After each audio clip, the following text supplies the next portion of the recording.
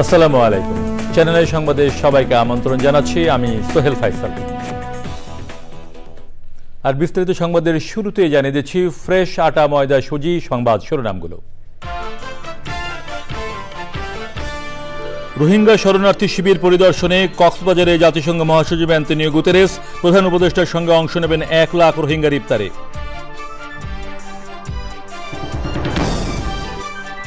আইন শৃঙ্খলা বাহিনীর ধীর গতিতে দুষ্কৃতকারীরা আশকারা পাচ্ছে বলছে বিএনপি। নিপীড়িত নারীদের আইনি ও স্বাস্থ্য সুরক্ষা সহায়তা সেল গঠন।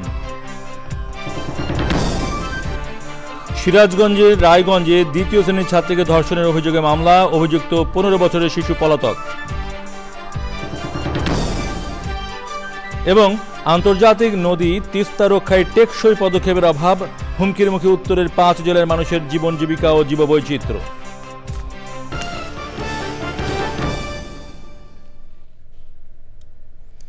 প্রিয় দর্শক, সংবাদ শিরোনামগুলো জানাচ্ছিলাম। এখনকার এই সংবাদ আয়োজনে একই সঙ্গে চ্যানেলের ইউটিউব চ্যানেল এবং চ্যানেলের ওটিটি প্ল্যাটফর্ম আই স্ক্রিনে লাইভ স্ট্রিম হচ্ছে। যাচ্ছি বিস্তারিত সংবাদে। কক্সবাজার রোহিঙ্গা শরণার্থী শিবিরে পৌঁছেছেন জাতিসংঘের মহাসচিব অ্যান্তনিও গুতেরেস। বিমান বাংলাদেশের একটি ফ্লাইটে জাতিসংঘ মহাসচিব অ্যান্তনিও গুতেরেস ও অন্তর্বর্তী সরকারের প্রধান উপদেষ্টা ডক্টর মোহাম্মদ ইউনুস কক্সবাজার যান। কক্সবাজার বিমানবন্দরে তাদের স্বাগত জানান দুর্যোগ ব্যবস্থাপনা উপদেষ্টা ফারুকি আজম। জাতিসংঘ মহাসচিব বিমানবন্দর থেকে সড়ক পথে রোহিঙ্গা শরণার্থী শিবিরে পৌঁছান। সেখানে দিনভর রোহিঙ্গাদের বিভিন্ন কর্মসূচিতে অংশ নেবেন জাতিসংঘ মহাসচিব। আর প্রধান উপদেষ্টা কক্সবাজারের নির্মাণাধীন আন্তর্জাতিক বিমানবন্দর সহ বেশ কয়েকটি প্রকল্প পরিদর্শন করবেন। সন্ধ্যায় রোহিঙ্গা ক্যাম্পে প্রধান উপদেষ্টার সৌজন্যে 1 লাখ রোহিঙ্গার সঙ্গে ইফতার করবেন জাতিসংঘ মহাসচিব। এর আগে সকালে অন্তর্বর্তী সরকারের প্রধান উপদেষ্টা অধ্যাপক মোহাম্মদ ইউনুসের সাথে সাক্ষাৎ করেন বাংলাদেশ সফররত জাতিসংঘ মহাসচিব অ্যান্তনিও গুতেরেস। প্রধান উপদেষ্টার তেজগাঁও কার্যালয়ে সাক্ষাতে তারা মূলত রোহিঙ্গা শরণার্থী সংকট এবং মানবাধিকার প্রসঙ্গ নিয়ে আলোচনা করেন। অত্যন্ত আন্তরিকতাপূর্ণ সাক্ষাতে তারা বাংলাদেশের বর্তমান অবস্থা নিয়েও কথা বলেন। প্রধান উপদেষ্টার কার্যালয়ে পরিদর্শন বইয়ে স্বাক্ষর করে ফটো সেশনে অংশ নেন জাতিসংঘ মহাসচিব। জাতিসংঘ মহাসচিব অ্যান্তনিও গুতেরেসের সঙ্গে সৌজন্য সাক্ষাৎ করেছেন পররাষ্ট্র উপদেষ্টা মোহাম্মদ তৌহিদ হোসেন। সকালে হোটেল ইন্টারকন্টিনেন্টালে মহাসচিবের সঙ্গে বৈঠকে রোহিঙ্গা জনগোষ্ঠীর জন্য বরাদ্দ কমে যাওয়া থেকে শুরু করে তাদের ফেরত পাঠানো নিয়ে আলোচনা হয়। এ সময় তার সঙ্গে প্রধান উপদেষ্টার রোহিঙ্গা বিষয়ক উচ্চ পর্যায়ের প্রতিনিধি ডক্টর খলিলুর রহমানও ছিলেন। জাতিসংঘ মহাসচিব রোহিঙ্গা পরিস্থিতি বিষয়ে সর্বশেষ তথ্য ও করণীয় সম্পর্কে ধারণা নেন।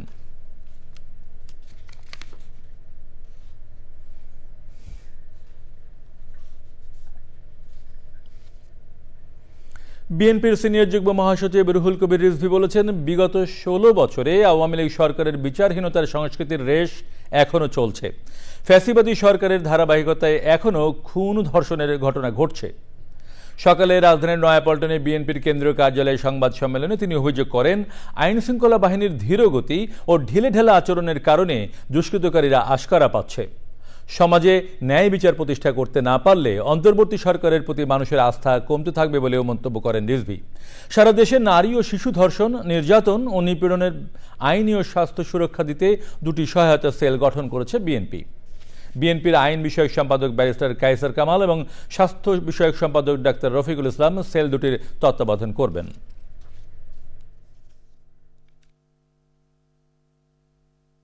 বিচারহীনতার যে সংস্কৃতি এবং আইনের শাসনের অনুপস্থিতিতে যে দুর্যোগ এই দেশের উপর দিয়ে ঘটে গেছে, তার রেশ মহামারী চলছে। হ্যাঁ, তার রেশ এখনো কাটেনি। ওই সমস্ত দুর্বৃত্তরাই নানা জায়গায় নানাভাবে এগুলোকে এই সমস্ত ঘটনা ঘটাচ্ছে।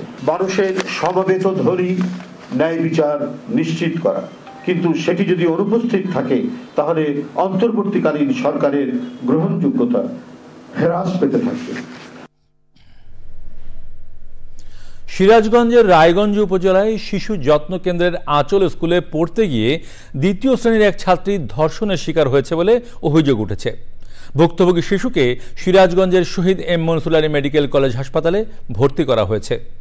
ধর্ষণে অভিযুক্ত 15 বছরের শিশু পলাতক রয়েছে। এ ঘটনায় থানায় মামলা হয়েছে। সিরাজগঞ্জ থেকে ফেরদৌস রবিনের তথ্য ও ভিডিওচিত্রে আল মুকসিদের রিপোর্ট। সিরাজগঞ্জের রায়গঞ্জ উপজেলার পাঙ্গাশী ইউনিয়নের নারুয়া গ্রামের 2য় শ্রেণীর ছাত্রীকে ধর্ষণের অভিযোগ উঠেছে 15 বছরের এক শিশুর বিরুদ্ধে। অভিযুক্ত শিশু যত্নকেন্দ্র আঁচলের শিক্ষিকার ছেলে। রোববার সকালে ভুক্তভোগী স্কুল ছাত্রী মহিলা ও শিশু বিষয়ক মন্ত্রণালয়ের শিশু যত্নকেন্দ্র প্রকল্পের আওতায় এনজিও পরিচালিত আঁচল স্কুলে পড়তে যায়। শিক্ষিকার বাড়িতে স্থাপিত স্কুলে শিশুটিকে একা পেয়ে শিক্ষিকার ছেলে ধর্ষণ করে বলে জানায় ভুক্তভোগী পরিবার। পরিবারের সদস্যরা বিষয়টি বুঝতে পেরে প্রথমে স্থানীয় চিকিৎসকের কাছে অবস্থার উন্নতি না হওয়ায় মঙ্গলবার রাতে Sirajganj Shahid M Mansur Ali medical college হাসপাতালে ভর্তি করে। কষ্টের ঘটনা যে সন্ধ্যাবেলা আসলো, সে মিয়াওলিগা খালি ওই ভয় পায় কিছু বললো না বললা আর মাও টের পায়া দেখা যায় এরকম বেলাক ব্যান্টি আছে। আপনাদের কাছে এই শিশুর জন্য আপনাদের কাছে আপনাদের জায়গাটা আছে, আপনারা আল্লাহ সহায়তা হলে বিচারটা আপনাদের চাই, আল্লাহ আগে আর পাশে আপনারা। শিশুটি আশঙ্কামুক্ত হলেও মানসিকভাবে এখনো সুস্থ নয় বলে জানান কর্তব্যরত চিকিৎসক। এটা আসলে পেশেন্ট যারা ছিল ওনারা আসলে সঠিকভাবে অভিযোগ দিতে পারে নাই, ওনার গার্জিয়ান ঠিকমতো ছিল না যখন নিয়ে আসছে। এটা আমরা আজকে ভোরের দিকে পেয়েছিলাম এখানে, তো ভর্তি হওয়ার সময় যেরকম ছিল তার থেকে তার অবস্থা এখন অনেকটা ইমপ্রুভড, বাট মেন্টালি সে কিছুটা ট্রমাটাইজ। এই ঘটনায় অভিযুক্ত শিশুকে একমাত্র আসামি করে মামলা করেছে ভুক্তভোগী শিশুর বাবা। রোববার দিন সকাল 10টার সময় মেয়ে ওই স্কুলে পড়তে গেছিল, তো বাড়িতেই যেহেতু ঘটনা এক ফাঁকে ছেলেটা তাদের অন্য আর একটা ঘরে নিয়ে এই কাজটা করছে। এখন আর হাতে পাইলে না আমি আরো ডিটেলস বলতে পারবো। ধর্ষণের ঘটনায় দ্রুত বিচারের দাবি জানিয়েছেন ভুক্তভোগী স্বজন ও স্থানীয়রা।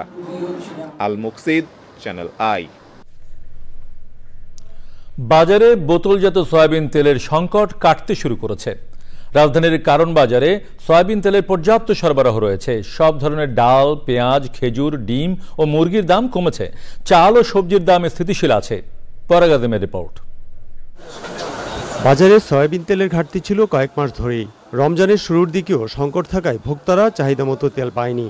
তবে কয়েকদিন ধরে সয়াবিন তেলের সংকট কাটতে শুরু করেছে বলে জানিয়েছেন ব্যবসায়ীরা। এখন অ্যাভেলেবেল, আমরা 10 কার্টন চাইলে 10 কার্টন পাই। আগে 1 কার্টন চাইলে হ্যাঁ আতা ভাই দৈত্য তো ভাই আচ্ছা টাকা দিয়া যান, 2 দিন আইয়ে তো পাইবেন। তেল এখন মোটামুটি সরবরাহ ভালো, তবে তীর কোম্পানি এখনো বাজারে অ্যাভেলেবেল তেল দিতেছে না। ডিম, ডাল, চিনি, পেঁয়াজ, রসুনের দাম স্থিতিশীল। ব্যবসায়ীরা জানালেন এগুলোর দাম কিছুটা কমেছে। 2 টাকা, 5 টাকা, 60 টাকা করে এভরিথিং সব কিছুর দামে কমছে, কিন্তু বহু করে যেটা বাড়ার রমজানে ওটা বাড়ায় নাই। কাঁচামাল বলেন, আপনার মুদির মাল বলেন, আগের চেয়ে অনেক দাম একটু সাশ্রয়ী, মোটামুটি ভালো, রিজনেবল। চলতি সপ্তাহে সোনালী ও ব্রয়লার মুরগির দামও কিছুটা কমেছে। গত রোজাতে সোনালী আসছিল 350 টাকার উপরে, এবার রোজাতে 300 টাকার নিচে। এবছর খেজুরের দামও তুলনামূলক কম। শুল্ক কমাইছে 25%, শুল্ক কমার থেকে 150 টাকা কমছে। চলতি মৌসুমে তরমুজের সরবরাহ বেশি হলেও দাম কমেনি। তবে ব্যবসায়ীরা তা মানতে নারাজ। এখনো সঠিক দামে পাচ্ছে। অন্য আইটেম হিসেবে তরমুজটা মনে করি একদম সস্তা। গতবার এই সিজনে তরমুজ বেচছে 80, এবার বেচছে 50। আমার মনে হয় এই মুহূর্তে তরমুজ যদি 35 টাকা কেজি হইতো তাহলে সাধারণ জনগণের জন্য সুবিধা হইতো আর কি। বাজারে মৌসুমী সবজির দামও ক্রেতাদের নাগালের মধ্যে। তবে নতুন ওঠা সবজির দাম কিছুটা বেশি। চালের দাম স্থিতিশীল থাকলেও মিনিকেটের দাম বেড়েছে। মিনিকেট চালটার দাম একটু বাড়ছে, এটা কারণ সিজন শেষের দিকে একেবারে আপনার এই যে আর 1 মাসের মতো বলা যায় সময় আছে, 1 মাস পরে আপনার নতুন চাল আসবে। ভোক্তারা বলছেন রমজানের মতো সারা বছর নজরদারি নিশ্চিত করতে পারলে মানুষ অনেকটাই শান্তিতে থাকবে। পরাগ আজিম, চ্যানেল আই, ঢাকা। 238 বছরের পুরনো আন্তর্জাতিক নদী তিস্তা রক্ষায় টেকসই পদক্ষেপ নেওয়া হয়নি। নদী রক্ষার নামে রাষ্ট্রের কোটি কোটি টাকা নষ্ট হওয়ায় উত্তরের 5 জেলার মানুষের জীবন জীবিকা ও জীববৈচিত্র্য হুমকির মুখে পড়েছে।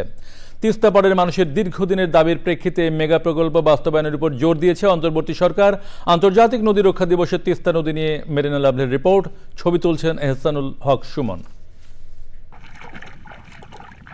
রাষ্ট্রের উদাসীনতায় অযত্নে বয়ে চলা তিস্তা রক্ষায় দীর্ঘকাল টেকসই উদ্যোগ বাস্তবায়ন হয়নি। ফলে প্রতি বছর নদীর আগ্রাসী আচরণে সর্বশান্ত হচ্ছেন নদী পাড়ের মানুষ। শুকনোর সময় তো পানি থাকে না, আর বর্ষার সময় পানি মানুষের বাড়িতে ওঠে। বাদের মধ্যে পাকশাক করে ওই জায়গায় খাওয়া, ঘুমানো সব অন্য ওই জায়গায় হয়ে যায়।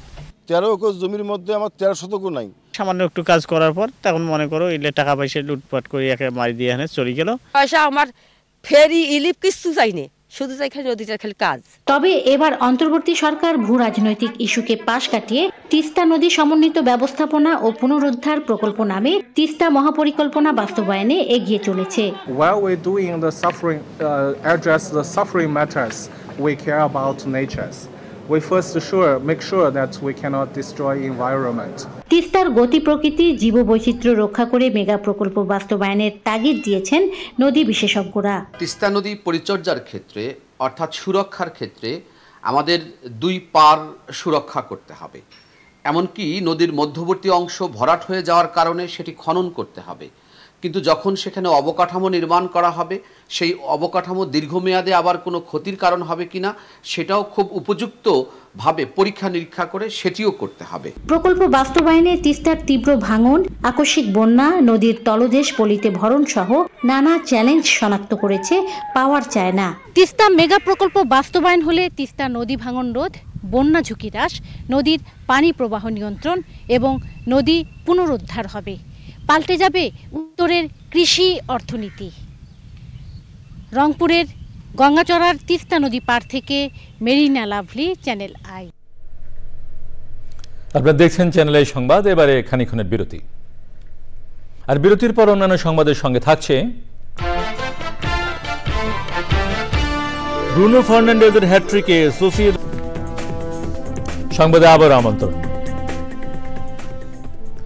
ধর্ষণ, নারী নিপীড়ন, নির্যাতন ও সাইবার বুলিং সহ সার্বিকভাবে নারীর প্রতি চলতে থাকা সহিংসতার প্রতিবাদ জানিয়ে আবৃত্তি আয়োজন করা হয়। বিশ্ব সাহিত্য কেন্দ্রে আয়োজিত অনুষ্ঠানে অংশ নেন দেশের স্বনামধন্য আবৃত্তি শিল্পীরা। কবিতার ভাষায় তুলে ধরা হয় নারীর প্রতি সহিংসতা নয় বরং সহমর্মিতা। আবৃত্তির মাধ্যমে সাহসী উচ্চারণ হয় ধর্ষণ, নিপীড়নের মৌলবাদের বিরুদ্ধে।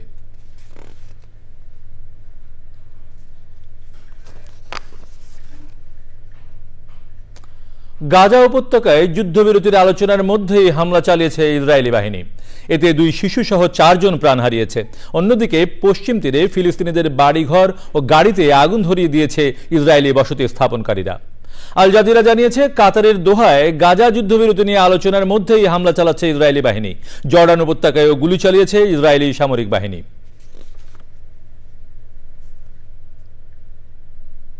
এবারে নিটল টাটা কৃষি সংবাদ।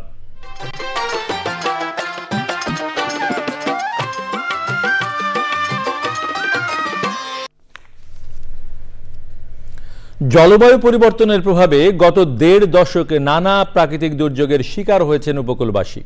খুলনার দাকোপ ও কয়রা উপজেলার মাটিতে কয়েক গুণ লবণাক্ততা বৃদ্ধি পেয়ে বেশিরভাগ জমি পরিত্যক্ত ও অনাবাদী হয়ে পড়েছিল। উত্তরণে কোরিয়ান ইন্টারন্যাশনাল কোঅপারেশন এজেন্সির অর্থায়নে এবং কনসার্ন ওয়ার্ল্ড ওয়াইডের কারিগরি সহযোগিতায় উপকূলীয় এলাকায় উপযোগী কম্পোজিট কৃষি বিষয়ক প্রশিক্ষণের মাধ্যমে ধান, সবজি ও মাছ চাষ করে স্বাবলম্বী হয়েছেন উপকূলের হাজার হাজার নারী। বিস্তারিত ড্যানিয়েল সুজিত বোসের রিপোর্ট।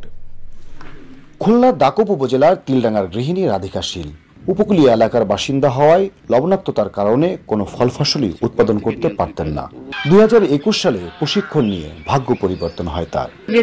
আমার 13,000 টাকা দিল, আর আমি কিছু লোন করলাম ব্যাংকের করে। আমি এই গেট ডাকাটে সবজি টবজি করে ধান টান চাষ করি করে মুরগি টুরগি খুশি করার পরে আমি সেই ঋণ টিন সব শোধ হয়ে গেছে।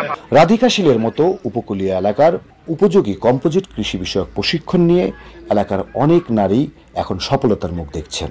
আগে ধান করে মনে করেন যে টাকা পেতাম তার থেকে এখন সবজি লাগাই তার থেকে আমি ডবল টাকা পাই। কিছু টাকা পয়সা এদিক ওদিক নিয়ে দুজনে একমত হয়ে এই মাছ চাষের শুরু করলাম। আইরিশ দাতব্য সংস্থা কনসার্ন ওয়ার্ল্ড ওয়াইডের সঙ্গে বেসরকারি সংগঠন জেজেএস এই প্রকল্প বাস্তবায়নে কাজ করছে। প্রকল্পের আওতায় খুলনার দাকোপ ও কয়রা উপজেলার লবণাক্ত এলাকায় অন্তত 4,000 পরিবারকে প্রশিক্ষণের আওতায় আনা হয়েছে। বর্ষাকালে তারা প্রতিকূল পরিবেশে সবজি চারা উৎপাদন করছে, যেই চারা তারা বেশি দামে বিক্রি করতে পারছে। পোকারভোগী সিলেকশন থেকে শুরু করে আমরা তাদেরকে প্রায়োরিটি দিয়েছি যেন তারা একটা ইনকামের সাথে নিজেদেরকে যুক্ত করতে পারে। সবুজ ফলে ফসলে ফিরে আসছে উপকূলীয় অঞ্চলের পরিবেশের ভারসাম্য, বলছেন সংশ্লিষ্টরা। Daniel Sujit Bose, channel I, Khulna. এবারে প্রকৃতি সংবাদ।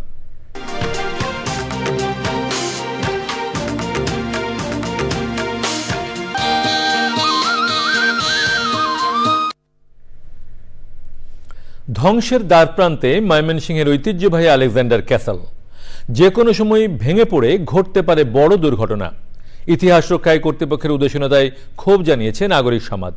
প্রাচীন এই নিদর্শন সংস্কারের ৩ বছরের প্রকল্প নেওয়া হয়েছে বলে জানিয়েছে প্রত্নতত্ত্ব অধিদপ্তর। শেখ মহিউদ্দিন আহমেদের তথ্য ও ভিডিও চিত্রে আফরোজা হাসির রিপোর্ট।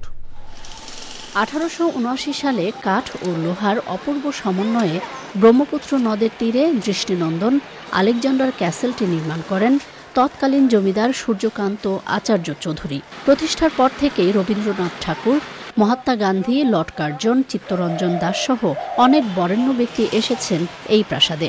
বর্তমানে টিচার্স ট্রেনিং কলেজের গ্রন্থাগার হিসেবে ব্যবহৃত হচ্ছে ভবনটি। তবে সংস্কার ও রক্ষণাবেক্ষণের অভাবে জরাজীর্ণ হয়ে পড়েছে ঐতিহ্যবাহী প্রাচীন এই নিদর্শন। চুরি হয়ে যাচ্ছে লোহার তৈরি অংশগুলো। বিভিন্ন জায়গায় দেখা দিয়েছে ফাটল। এখানে অনেক মনীষীরা এসেছে, অনেক, এবং রবীন্দ্রনাথ এখানে এসে থেকেছে। কষ্ট হয় যে আমাদের ময়মনসিংহের মধ্যে এত সুন্দর একটা আলেকজান্ডার আছে, কিন্তু এটার কোনো মেরামত হচ্ছে না। যে কোনো সময় কিন্তু ভেঙে পড়তে পারে। এত বছরের পুরনো একটা ঐতিহ্য ধরে রাখার জন্য হলেও এটা সংস্কার প্রয়োজন। ইতিহাস ঐতিহ্য রক্ষায় প্রাসাদটি সংস্কার ও যথাযথ রক্ষণাবেক্ষণের দাবি সচেতন নাগরিক সমাজের। যত তাড়াতাড়ি সম্ভব ময়মনসিংহের এই সম্পত্তিকে সংরক্ষণ করুন। আমরা এই ব্যাপারে সোচ্চার, প্রয়োজনে আমরা আরো বেশি পদক্ষেপ নিব। অনুমোদন পেলেই আলেকজান্ডার ক্যাসেল সংস্কার প্রকল্পের কাজ শুরু হবে বলে জানিয়েছে প্রত্নতত্ত্ব অধিদপ্তর। আমরা অনুমোদন পাবো, তখন আমরা এই আলেকজান্ডার ক্যাসেল মুক্তাগাছা জমিদার বাড়ির সংরক্ষণ, উন্নয়ন, প্রদর্শনীর কাজ আমরা করতে পারবো। 146 বছরের প্রাচীন এই নিদর্শনকে পর্যটন কেন্দ্রে পরিণত করতে প্রয়োজনীয় উদ্যোগ নেবে সরকার, প্রত্যাশা ময়মনসিংহবাসীর। আফরোজা হাসি, প্রকৃতি ও জীবন ডেস্ক, চ্যানেল আই। এবারে খেলার খবর। এরই সাথে শেষ করছি এখনকার সংবাদ। সবশেষে ফ্রেশ আটা ময়দা সুজি সংবাদ শিরোনামগুলো জানিয়ে দিচ্ছি আরও একবার। রোহিঙ্গা শরণার্থী শিবির পরিদর্শনে কক্সবাজারে জাতিসংঘ মহাসচিব অ্যান্তনিও গুতেরেস। প্রধান উপদেষ্টার সঙ্গে ইফতারে অংশ নেবেন 1 লাখ রোহিঙ্গা।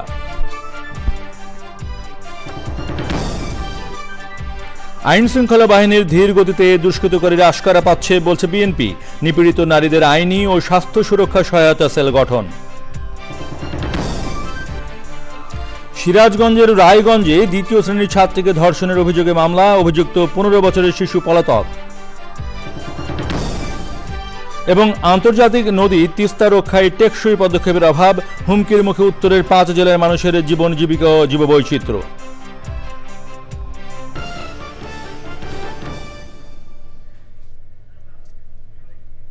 আমাদের পরের সংবাদ দেখার আমন্ত্রণ জানিয়ে বিদায় নিচ্ছি। সবাইকে ধন্যবাদ।